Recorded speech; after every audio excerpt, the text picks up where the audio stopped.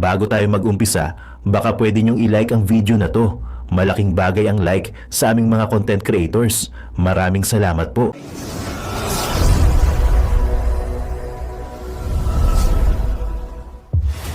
We don't have jurisdiction. If crimes occur on the soil of non-state parties by non-state parties persons, we don't have jurisdiction. People power na ho talaga ang nangyayari ngayon.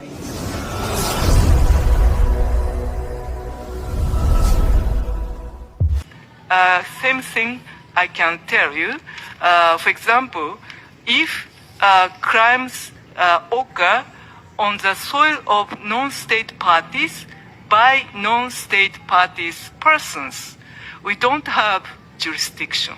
Whatever the crime is, unless UN Security Council refer the situation to us.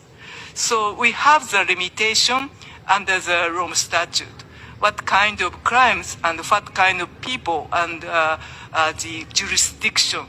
Binolunteer ng Pilipinas ang pagkatao ni Presidente Duterte na malinaw naman sa mga video na bakit, ano kasalanan ko, bakit niyo ako hinuhuli? Talagang malinaw po, kidnapping. Malinaw na malinaw pa sa sikat ng araw ang nangyari.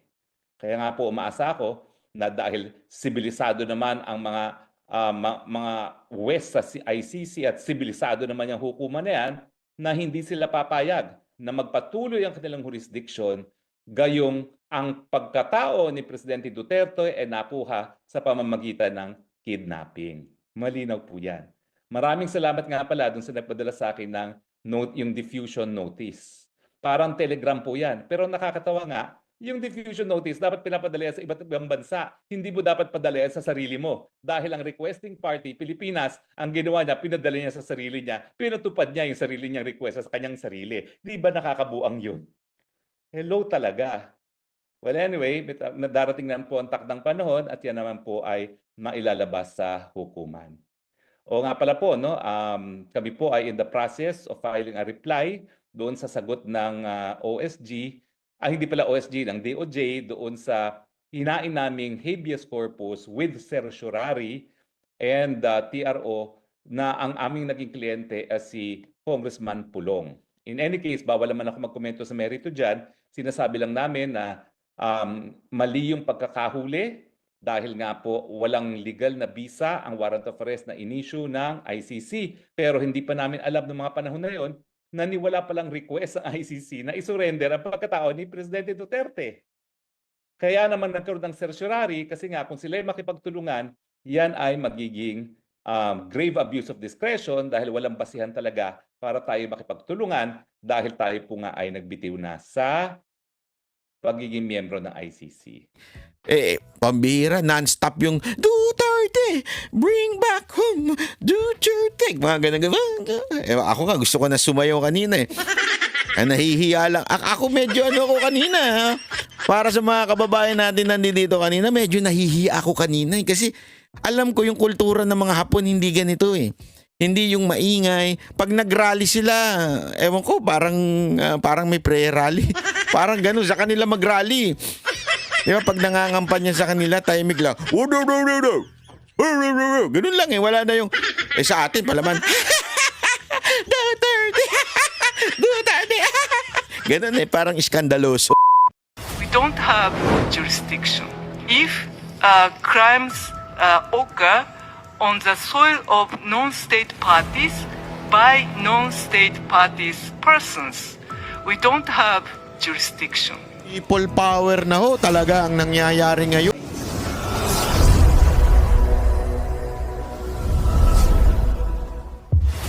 Naging viral nga sa social media ang pahayag mismo ng ICC President na si Tomoko Akane na walang jurisdiksyon ang kanilang tanggapan sa mga bansang hindi nila miyembro o sa mga taong inakusahan sa mga bansa na hindi miyembro ng ICC. kabaliktaran naman sa sinabi ni Department of Justice Secretary Boying Rimulya na may jurisdiction ang ICC sa individual na tao at hindi sa buong bansang Pilipinas. Sa naging pahayag ng kanilang presidente, malinaw na labag mismo sa batas ng ICC ang pag-aresto sa dating Pangulong Duterte at agad pa nila itong ipinadala sa The Hague ng Netherlands kahit hindi dumaan sa due process.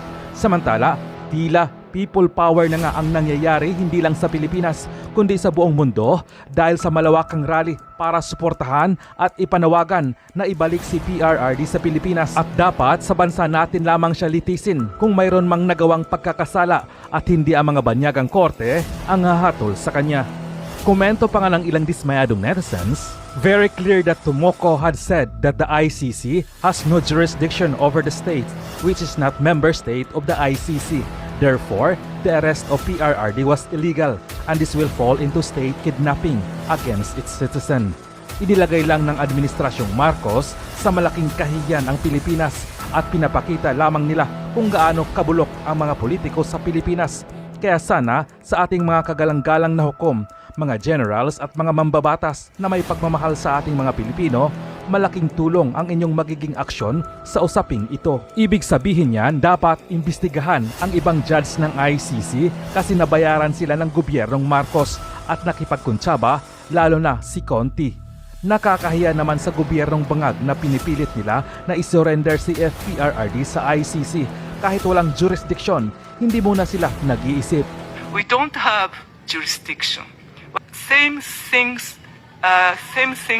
I can tell you. For example, if crimes occur on the soil of non-state parties by non-state parties persons, we don't have jurisdiction. Whatever the crime is, unless UN Security Council refer the situation to us. So we have the limitation under the Rome Statute. What kind of crimes and what kind of people and the jurisdiction on the territory. Nagpapatuloy pa rin ang proseso pag-apply, pero gaya ng sinabi ko, meron na po akong application. So okay, protektado na, no? At meron na akong karapatan na tinatawag na non-refoulement. Hindi na po ako mapapabalik sa Pilipinas kung saan ako'y nagsasabi na ako'y biktima ng persecution. Pero siguro pag-usapan natin some other time yung ating amnesty. Ngayon po, ang gusto kong pag-usapan ay yung lumabas na diffusion. Ano ba yung diffusion na lumabas doon sa investigasyon ng Senado ni Senator Amy Marcos? Ang lumalabas, ang meron lang palang na-issue para arestuhin ang ating dating Presidente Rodrigo Roa Duterte ay isang diffusion order. At bagamat sinasabi palagi ng ating mga opisyales na sila ay makikipagtulungan sa Interpol pag nagkaroon ng red alert notice, wala pong red alert notice. So ano yung diffusion order at bakit ito ay sablay bilang legal na basihan sa pag-aresto kay Presidente Duterte? Well, unang-una po nasabi na natin na ayon sa Article 59 ng Rome Statute of the ICC, bago maaresto ang tao para padala sa ICC, dapat iharap muna sa lokal na hukuman.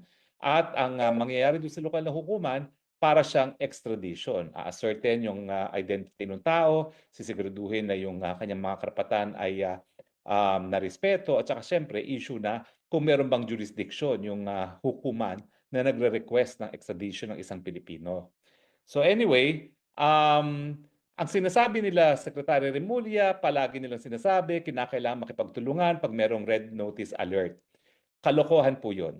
Kasi malinaw naman po na ang red notice alert ay hindi siya international warrant of arrest. Yung pagpapatupad po ng red notice alert ay sang-ayon pa rin sa lokal na batas. At dahil sang-ayon nga sa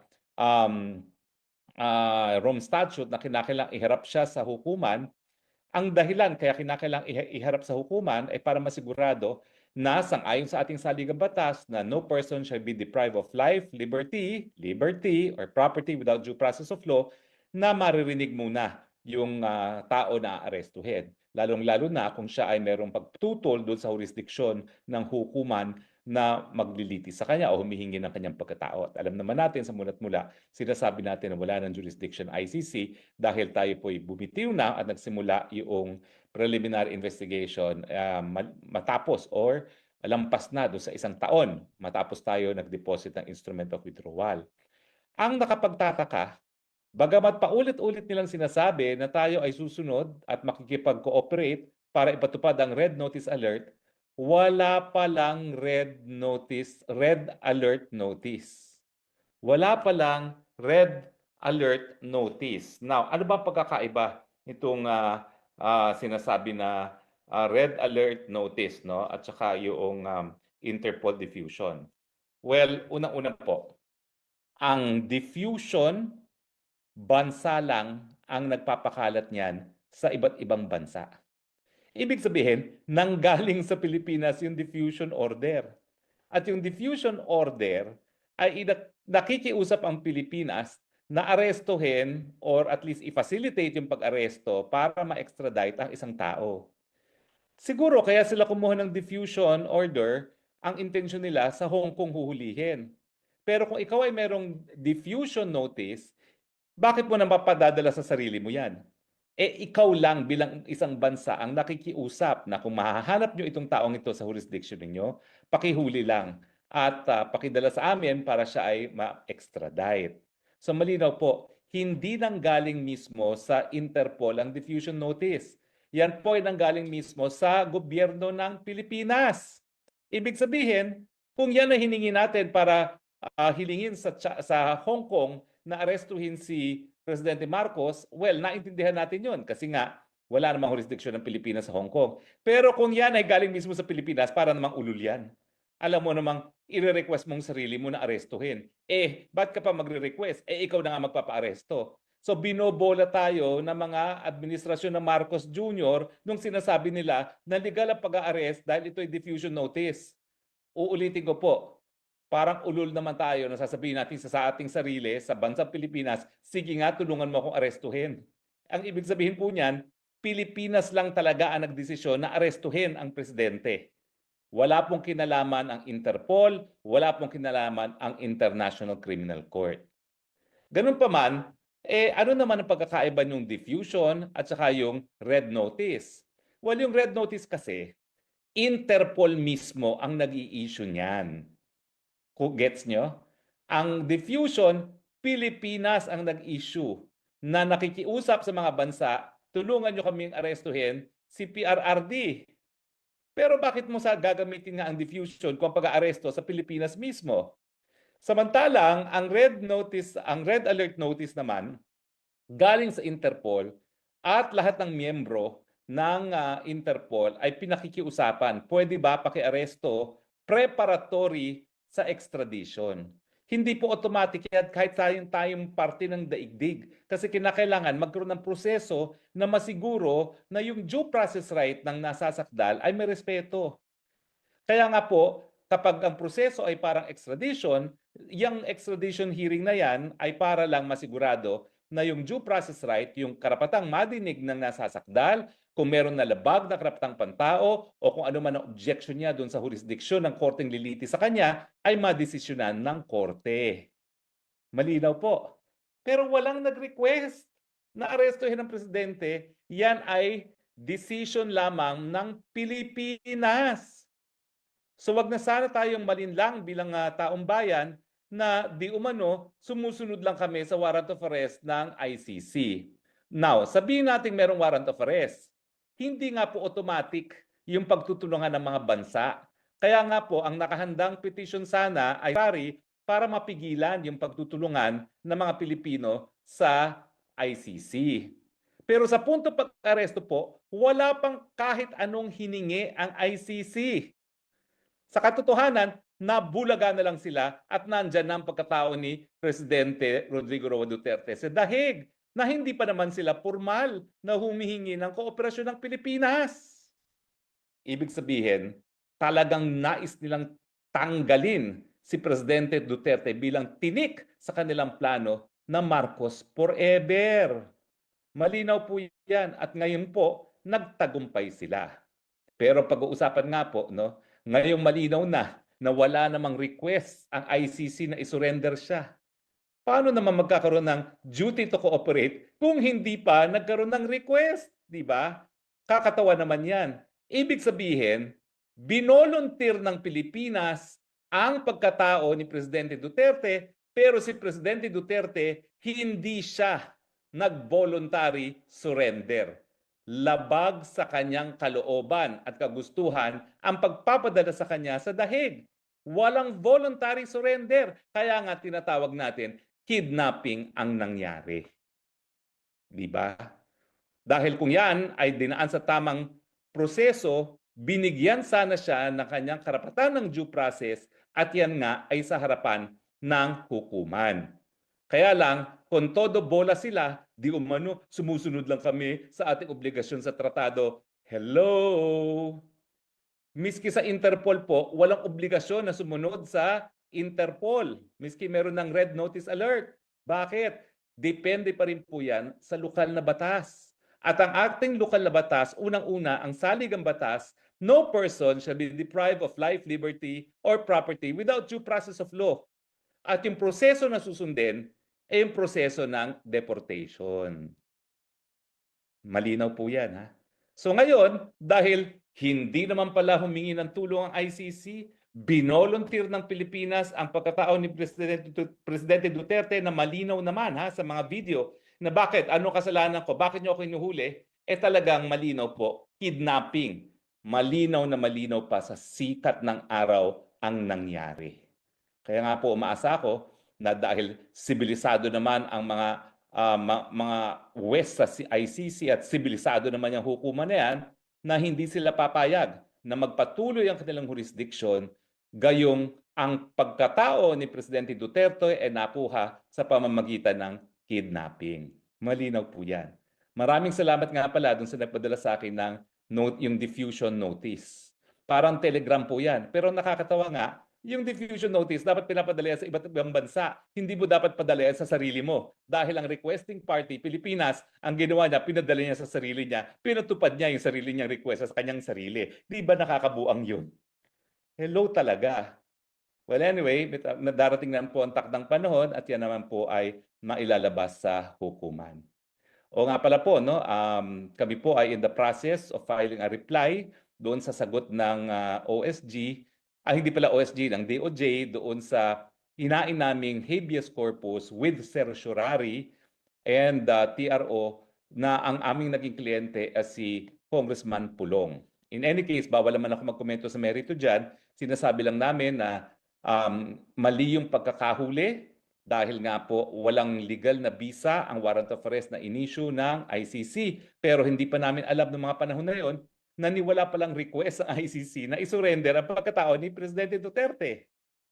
Kaya naman nagkaroon ng certiorari kasi nga kung sila ay makipagtulungan, yan ay magiging grave abuse of discretion dahil walang basihan talaga para tayo makipagtulungan dahil tayo po nga ay nagbitiw na sa pagiging miyembro ng ICC. Pero yan naman po ay statement of fact lang. Hindi na po ako magsasabi kung tama ako may mali dahil yan naman po ay nakabinbin na sa hukuman.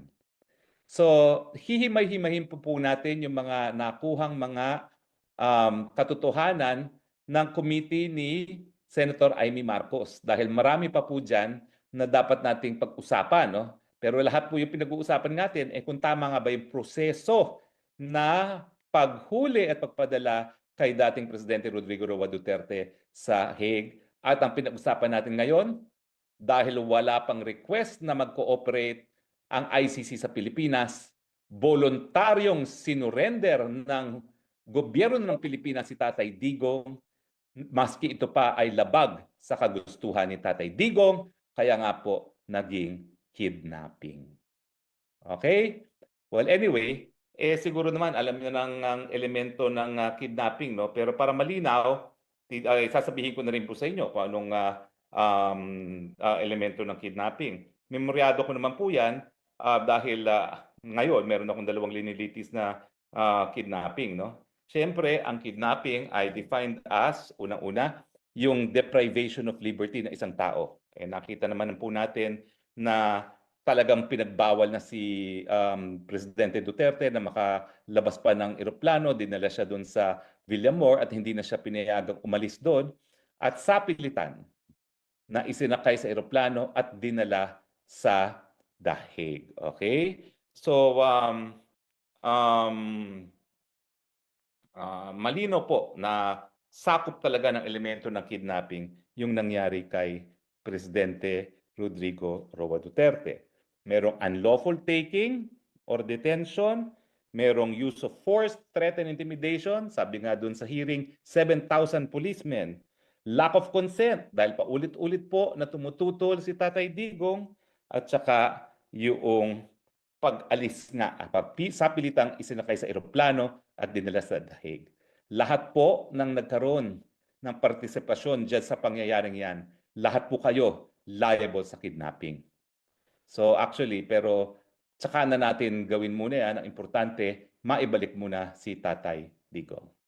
Sana po tayo ay nakatulong sa pagkakaroon ng karagdagang kaalaman dito sa mga pangyayari dito kay Presidente Duterte. At dahil pinag-uusapan nga natin itong issue to, nagkaroon na rin kayo ng karagdagang kaalaman. Teros, people power na ho talaga ang nangyayari ngayon at hindi lamang po ito nangyayari sa Pilipinas, worldwide po ang people power para ho kay Pangulong Duterte at hindi lang po yun, ang matindi naman sa kabilang kampo naglalaglaga na po sila, alam mo naman yan ang unitae, laglagan, walang tulungan at higit sa lahat traidura, no? Yan ang totoo. Hindi totoo po mga kababayan ha. Yan po ang nangyayari. Sa kampo ng mga Duterte, united ang mga kababayan natin, kahit yung mga OFW organization. Kasi alam mo mga kababayan, medyo sakit na nating mga Pilipino ito, lalo na yung mga OFW natin. Alam nyo yan, na meron talagang minsan kiskisan among OFWs, even if pareho sila ng pinaglalaban, nagkikiskisan. Pero ngayon, nag-unite for one cause, which is bring back Duterte, di ba? Pero yung kabilang kubol, ano ginagawa nila? Ayun, pati yung kapatid nilalaglag, oh, 'di ba? Ang lupit. Mamaya pag-uusapan natin 'yan, ha. Malupit talaga itong Marcos na ito. Ang una niyang nilaglag yung tawag dito, yung kanyang executive secretary na loyal ally, loyal defender. Ngayon, nilaglag niya, 'di ba, si ES Rodriguez. Tandaan niyo 'yun, 'di ba? Pero akala natin sagad na 'yun kasi sabi natin, grabe naman pagka-traidor nitong Marcos na ito. 'Di ba? Nilaglag niya 'yun. Pagkatapos naman niyang nilaglag 'yun, inilaglag naman niya yung kanyang partner. Sino? Si BP Sara Duterte. O, di ba? Kita nyo naman kung anong nangyari. Pina-impeach. Pati yung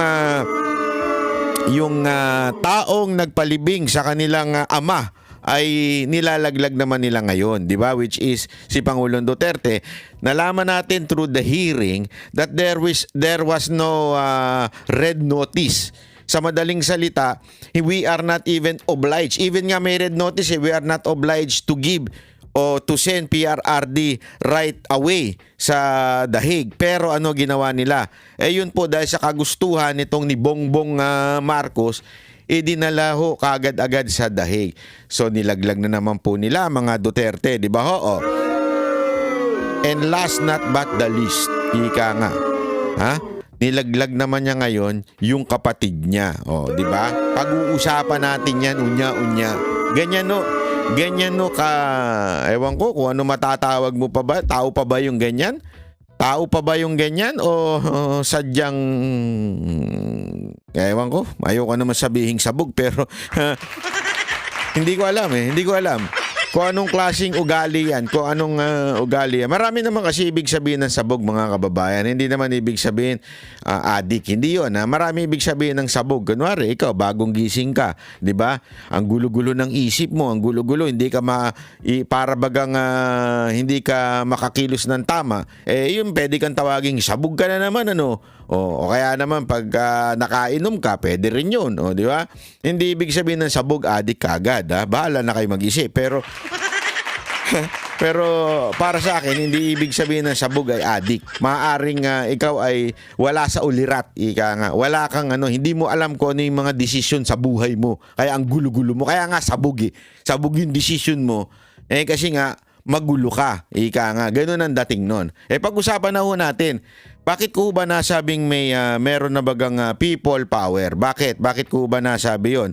Kasi ho mga kababayan, talagang matindi ang nangyayari worldwide.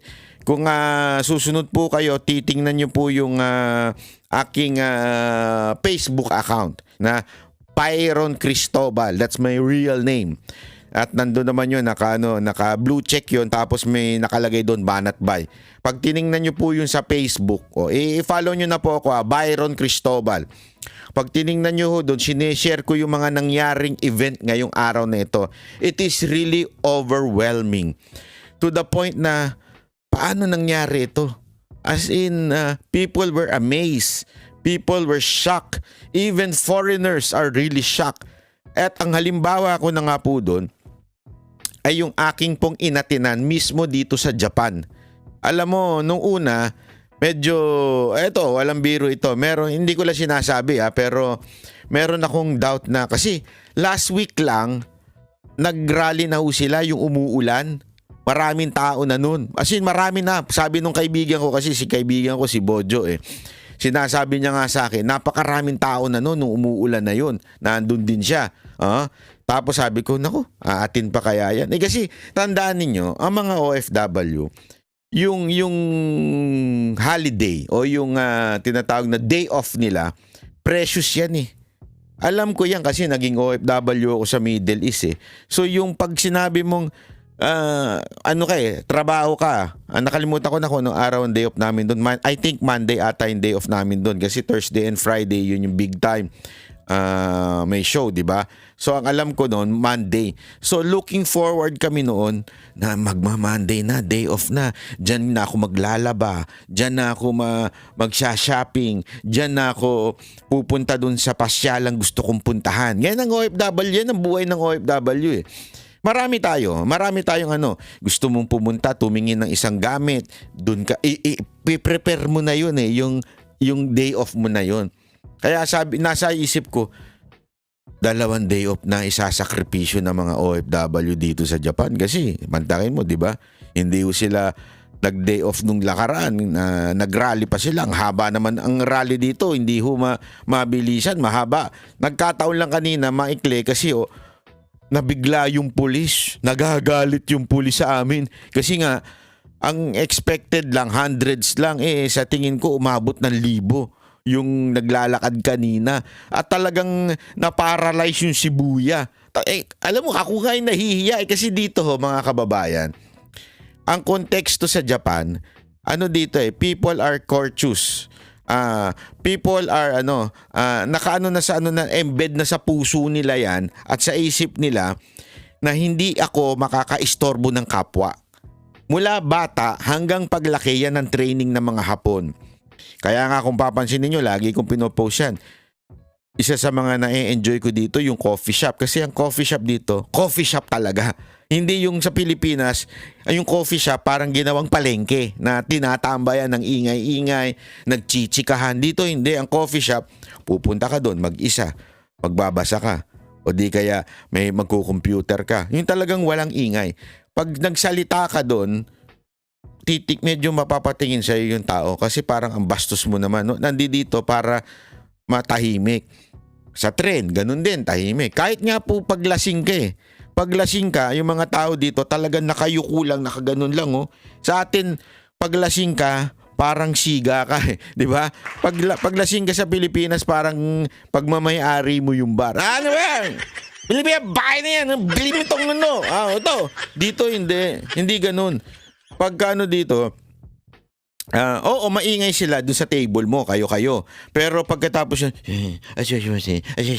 puro ganun pa rin Lasing na yan Kasi nga, ang nila dito, huwag kang makakaistorbo ng kapwa mo. Dito, ganyan ang senaryo sa Japan. Kaya nga kanina, grabe papakita ko sa inyo, sobrang naistorbo yung Shibuya. Mantakin mo linggo to. Ang daming tao sa Shibuya. Tapos itong mga Pilipino naglalakad paikot-ikot. May dala-dala.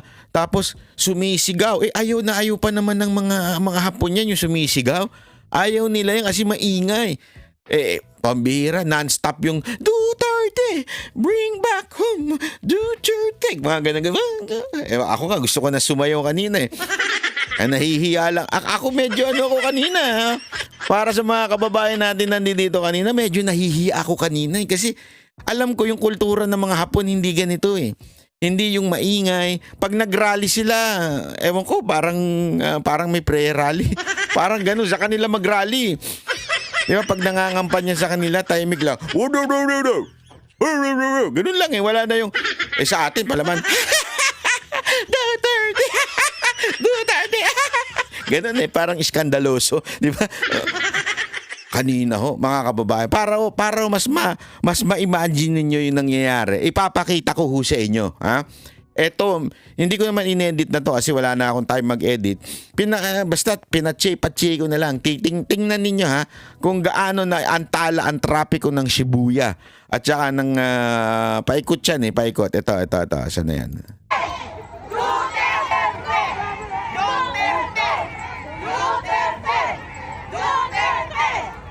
Kita nyo kung gaano kadaming tao? Yung sigaw dito, may iba yung sigaw dun sa likod. Kasi nga, sa sobrang haba na niyan, hindi na magkakarinigan yung isang sigaw.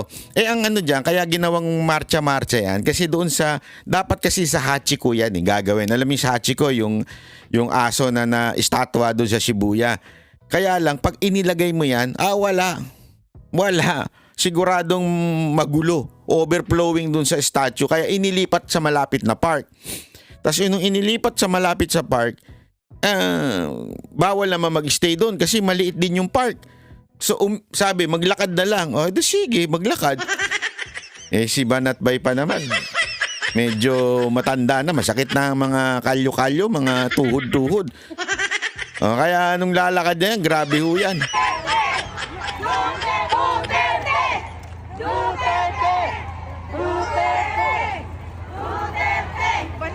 At take note mga kababayan na hindi ho ito magkakakilala. Okay? Yung mga organizer magkakakilala. Pero the rest, talagang kusa lang silang nagpunta. At alam nyo, marami akong pinupuntahan. Kasi dito, mga kababayan, siyempre, ang trabaho ko ho, alam nyo naman, entertainment ako. So, yung mga kaibigan kong mga Hapon, may mga umisiyan dito. So, pinupuntahan ko yung mga umisi nila dito, chinecheck ko bilang consultant nila, chinecheck ko yung mga lugar. Pag check ko ng mga lugar, kahit to sa mismong umisi, meron silang event na Duterte event. Ganong kalupit mga kababayan. Kahit yung mga nandun, mga na ho yun, mga residente na po yun. Nag-i-event sila para kay Duterte. Magkukulay green sila, may papalabas silang video. Ganon kalupit yung nangyayari dito sa Japan. Talagang, alam mo sabi ko nga, eto nga gusto ko lang mga kababayan, una sa lahat, gusto kong pasalamatan po si Bongbong Marcos. Palakpakan natin. Pasalamatan si Martin Romualdez. At higit sa lahat, si Torre. Dahil sa inyong tatlo, nagising ang diwa ng mga Pilipino. Dahil sa inyong tatlo, yung mga natutulog na walang pakialam sa politika, nabubuhay lang para sa sarili nila. Naintindihan ko yun kasi mahirap sa Pilipinas, mahirap na dito. Pag nandito ka na dito at detached ka na sa nangyayari sa Pilipinas Pero dahil sa inyong tatlo, nagising ang mga diwa nila. Palakpakan natin sila. Kahit yung mga walang pakialam sa politika dito, ay nako, yung mga kasama ko dito na mga nagiging kaibigan na natin dito na ang kanilang mga buhay ay malayo naman sa Pilipinas, malayo na. Wala na, dito na pamilya nila, nandito na lahat, wala na sila doon. Pag nagkita kami ngayon, grabe ang tanungan, ang bibigat, parang hirap sagutin. Mamaya sasagutin natin yan. Ang tanong kagad nila sa akin, may pag-asa pa ba si Tatay Digong na mauwi? Mamaya sasagutin natin yan. Kasi alam nyo mga kababayan, yan po ang tanong ng bawat isa. Ano nangyari sa Pilipinas? May pag-asa pa ba?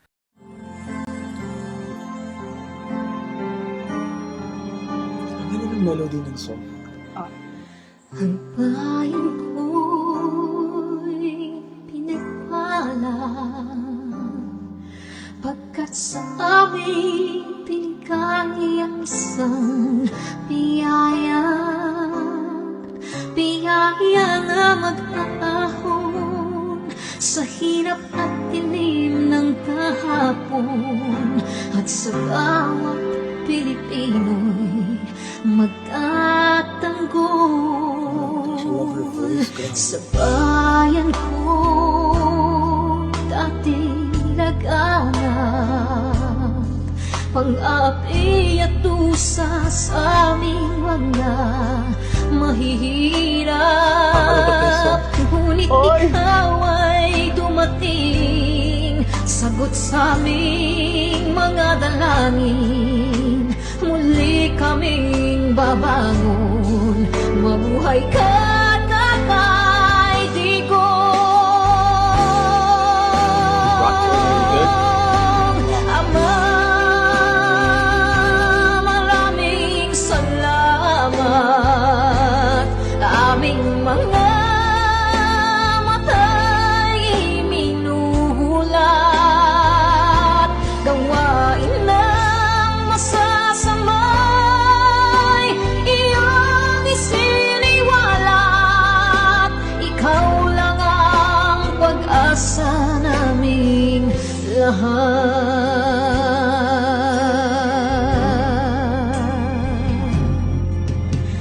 Very, Bayan ko, Pinamatan niya ako, umiiyak ako. Pilipinas, muling makikilala at itataas. Katahimik ay maghahari sa ating puso'y mamamayani. Mga ngiti sa labi di mapapawi.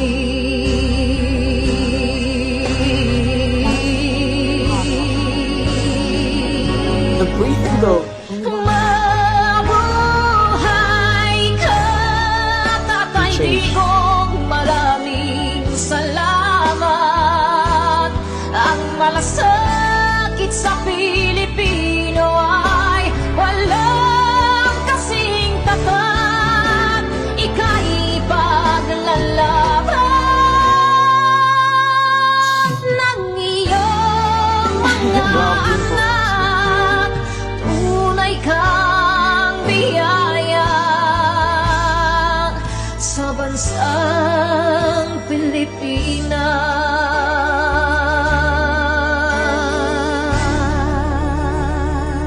Haba. Gosh. Irene Oikawa. Nay, ito na yung bayad ko sa'yo sa ano. O, kunin mo yung isa. Isa muna. Iyan, no? Tapos, isa pa. Di ba? 4 dapat na sardinas, eh.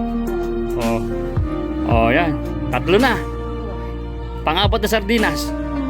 Okay na.